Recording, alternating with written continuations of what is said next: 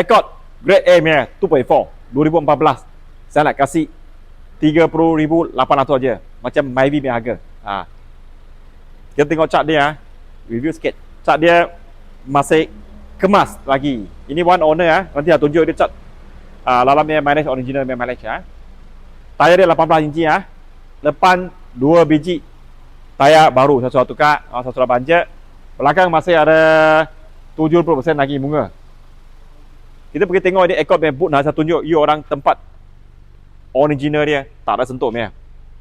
Ekor ini ini kita masih kemas lagi you tengok dalam. Banyak dalam ini luas. Okey. Tempat isi masih kemas lagi sampai sekarang. Maintain original lagi cat original semua. Sini pun kemas tunjuk dia orang. Okey, kita pergi tengok lalaman dia. Okey, saya cakap grade A punya kereta biasa saya terpilih punya. You tengok semua dashboard dia, ekor selalu ini screen dia akan blur kalau tak jaga. Ini tengok screen atas dengan screen bawah masih kemas betul. Ini steering original. Saya tak ada sampo, so memang kurang pakai. Mileage dia baru 1.4 lebih saja. Kalau 2014 punya kereta macam ni sudah kira betul-betul kemas.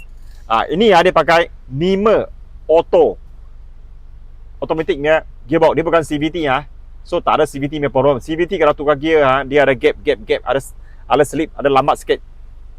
So ini tak ada masalah. Ini 2.4 performance. Kalau you nak performance, nak stable, nak controlling, nak handling, ini yang paling sesuai. Cushion dia macam ni lagi, jaga. Saya tak ada tukar, maintain original lagi. Kita pergi tengok rule kedua.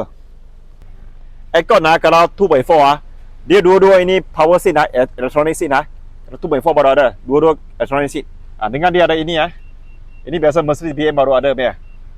Belakang pun ada satu auto sunset sama juga. Ini 2.4 baru ada ini seat betul-betul kemas Betul tak? Myvi punya harga saya kasih you orang Accord. City punya harga saya kasih you orang Accord. Lagi murah daripada City. Sebab ini saya ada 2 biji, satu biji saya kasih offer. Lagi satu biji lagi akan coming soon. Kita pergi tengok enjin dia. Ini yang 2.4 iVTEC engine. iVTEC engine dia banyak bagus. Ini banyak stable, banyak powerful. Lagi minyak dia tak kuat minyak tak kuat So dia akan control you punya gear dengan power, banyak smooth punya. So siapa berminat you boleh tengok. Ini memang semua original ni semua marking masih semua original You boleh tengok marking dia. Tunjuk slow motion tak apa. Marking semua original. Nak beli Accord ini yang you tak boleh terlepaskan. Saya sudah tengok betul-betul, sudah tengok pilih banyak. Ini yang saya baru beli masuk aja. You orang beli tak pening kepala punya. Sekian, terima kasih. Jason Tan, Instant Auto, saya Mahat.